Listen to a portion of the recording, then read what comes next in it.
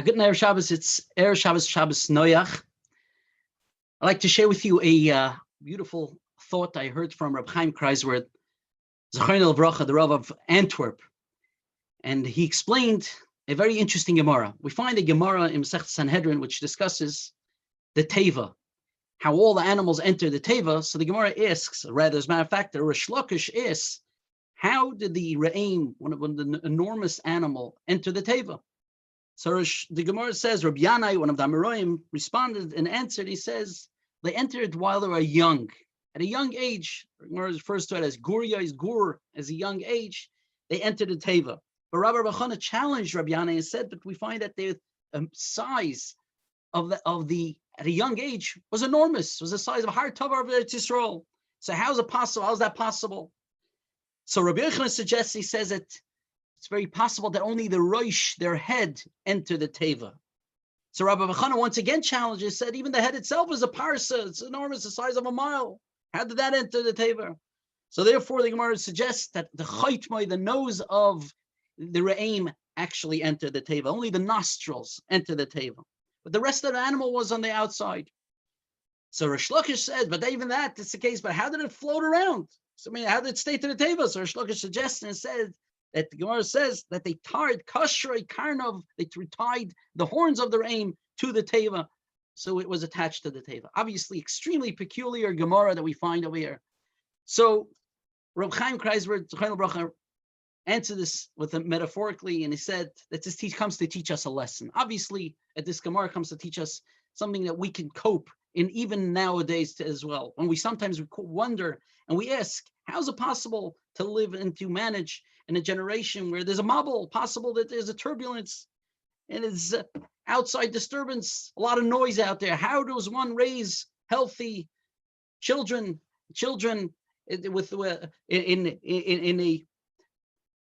with a proper mental capacity, be able to cope in today's day and age? So therefore, the Gemara suggests, Rabbi Yanai suggests, Guryos, if you raise at a young age your children in a home, in a healthy environment, in a teva, so to speak, where it's a healthy environment, then they're able to cope although there's a storm out on the outside.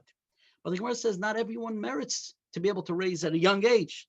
So what is this suggestion? What should we do at that and then? So therefore, the Gemara suggests, Rabbi Yochanan said this, Roshai, at least stimulate him with the beauty of the Torah, with the Torah Hashem, educate him with the Torah Hashem. That itself would keep him above water.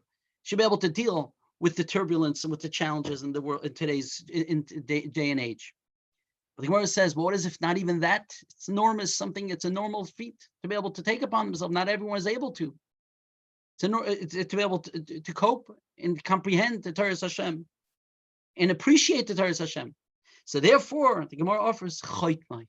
If that doesn't work, at least let them enjoy and appreciate the aroma of the Shabbos table, the beauty of Shabbos, the food in the Shabbos of Yom Tif, which everyone appreciates at a young age, enjoys, reminisces that back in the time when they enjoy the Shabbos, the beauty, the aroma of Shabbos. But if someone doesn't even merit that, to enjoy, and unfortunately didn't appreciate that as well, so Rish Lakish offers the idea of kashrei, tying down ba'avoisa shalahava. Should be tied down with ropes bound of love.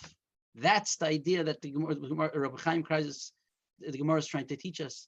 That in every generation, we are all struggling and trying to deal with this. How do we survive a mabul? How do we survive challenges and in a world like this? So therefore, we have to always remember this idea. If we merit to try to start at a young age. Start at a young age, they should know that they have a place, a warm place, a healthy environment. And if that doesn't work, stimulate them with the Torah Hashem, and along with that, stimulates with Torah Hashem. And along, if we can, the beauty of Shabbos, the aroma of Shabbos, the Suda Shabbos, that of itself, there's nothing more enjoyable than the aroma of Shabbos and Yom Tif. And in any case, every Yid, whether they are able and capable or not capable, and if you see anyone, don't forget, which is most important, embrace everyone with ropes of love. And with that, in every situation, and even in turbulent times and challenging times, that'll always find a connection, appreciation to HaKadosh Baruch Hu. We take this message and live by the message. And we a beautiful Shabbos, a Shabbos Shalom and Mavarach.